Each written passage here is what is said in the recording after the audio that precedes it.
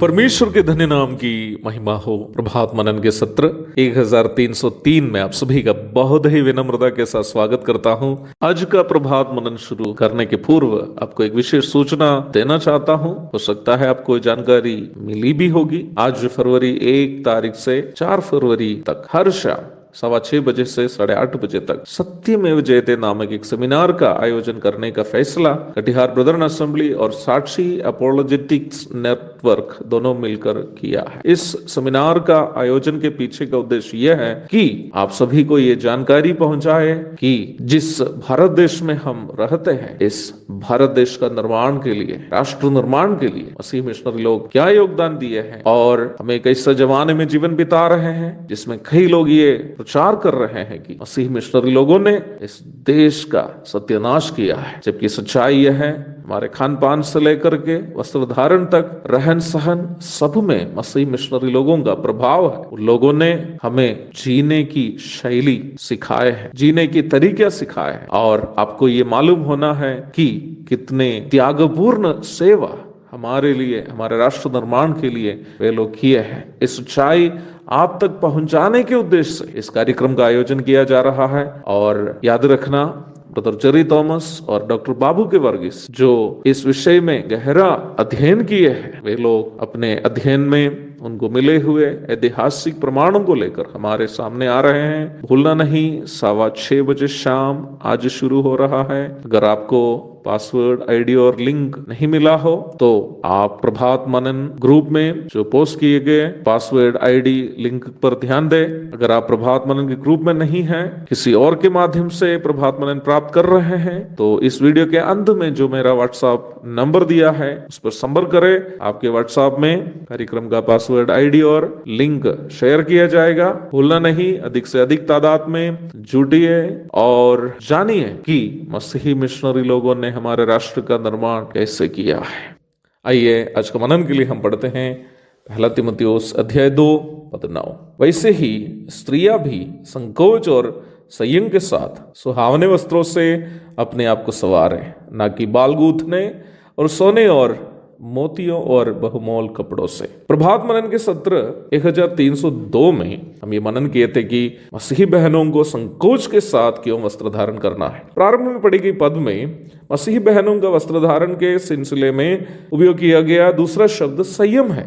मसीही बहनों का वस्त्र धारण ना केवल संकोच के साथ होना चाहिए बल्कि वह संयम के साथ भी होना चाहिए। मैंने पिछले सत्र में ये बताया था कि संकोच शब्द वस्त्र धारण से संबंधित प्रायोगिक शिक्षा और संयम शब्द वस्त्र धारण के संबंध में आत्मिक शिक्षा हमें देते हैं। आप ये अवश्य जानते होंगे कि संयम अथवा सेल्फ कंट्रोल आत्मा का 9 फल में से एक है। गलातिया अध्याय 5 पद 22 और 23 पढ़ लीजिएगा। निम्न पद में बताए गए पूरे 9 फल परमेश्वर के विभिन्न नैतिक गुण हैं जो पवित्र आत्मा के द्वारा अगुवाई किए जाने वाला एक मसीही विश्वासी में दिखता है, नहीं तो दिखना चाहिए। संयम शब्द को आम भाषा में समझाएंगे तो ये पापमय अभिलाषाओं से अपने आप को नियंत्रण करने की क्षमता को दिखाता है। पाप की अभिलाषा से बचकर जीने के लिए हमें पवित्र आत्मा की अगुवाई और नियंत्रण में जीना जरूरी है। पाप की अभिलाषा की बात करें तो हमें ये याद रखनी है कि पाप की अभिलाषा बाहर से हमें पाप की ओर खींच नहीं रही है, बल्कि हमारे अंगों से हमें पाप की ओर खींचती है। याकूब 1:14 पढ़िएगा। हमारे अंगों में पाप वास करता है और वो हमें पाप की ओर आकर्षण करता है। इधर हमें समझने की कुछ और बात है। अपने आप को सजने और अपनी सुंदरता का प्रदर्शन करने की महिलाओं की इच्छा उनका स्वाभाविक स्वभाव है, जो अपने आप में गलत नहीं है। क्यों गलत नहीं है? क्योंकि किसी भी महिला की सुंदरता छिपा कर रखने की नहीं है, बल्कि उनके पति को दिखाने की है। 1 कुरिन्थी 7:4, नीति वचन अध्याय 5 पद 15 से 20 तक। परंतु जिस महिला में संयम नहीं है वो अपनी अभिलाषा को काबू नहीं कर पाती है और अपनी सुंदरता को, अर्थात अपने शरीर के नंगापन को दुनिया वाले सबको थोड़ा थोड़ा करके हो या ज्यादा करके हो दिखाने में उतावली हो जाती है। यहीं पर मसीही बहनों को संयम के लिए इस्तेमाल किया गया अंग्रेजी शब्द डिस्क्रीटली का अर्थ समझने की अनिवार्यता है। डिस्क्रीटली शब्द का शाब्दिक अर्थ विवेकपूर्ण तरीके से है। आगे मैं जो बातें बोलने जा रहा हूं ये शायद सभी महिलाओं को पसंद नहीं आएगा। इसलिए ही मैं कहना चाहता हूं कि जो बातें मैं आगे बोलने जा रहा हूं ये उन मसीही बहनों के लिए है जो प्रभु का भय मानती हैं और जो अपने जीवन से प्रभु की महिमा करनी चाहती है। इन बातें उन लोगों के लिए नहीं है जो संसार को खुश कराना चाहती है। संयम के लिए अंग्रेजी बाइबल में दिया गया डिस्क्रीटली शब्द औरों की मानसिकता को जानकर सही वस्त्र धारण करने की मसीही बहनों की आत्मिक क्षमता को दर्शाता है।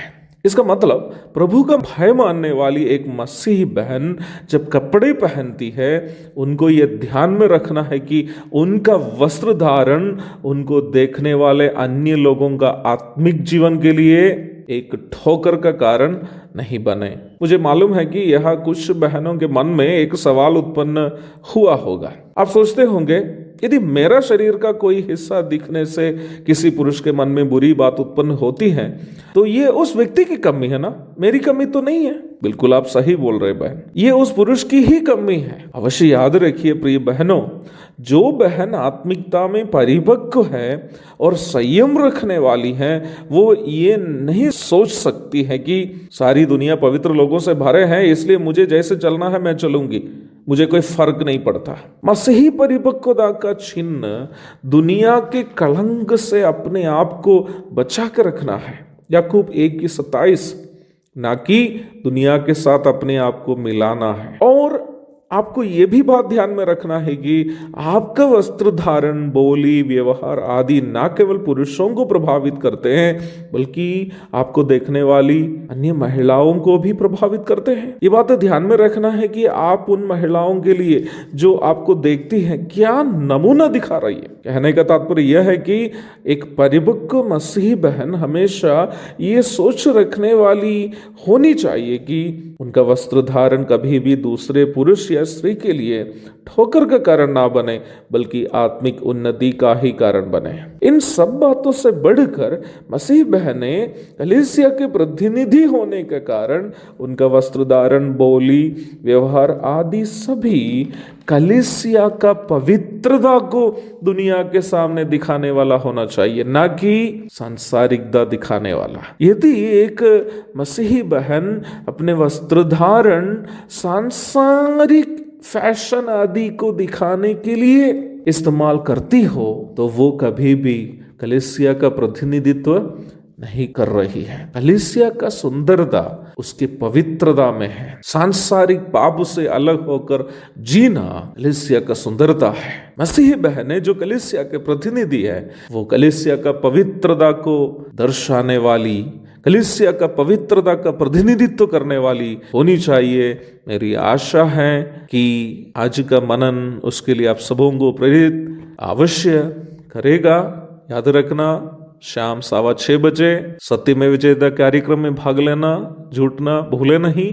एक और शुभ दिन की धन्य कामनाओं के साथ आज का मनन का मैं यहाँ पूर्ण विराम करता हूँ। प्रभु आप सबको आशीष दे। शाम में मिलेंगे। मारानाथा।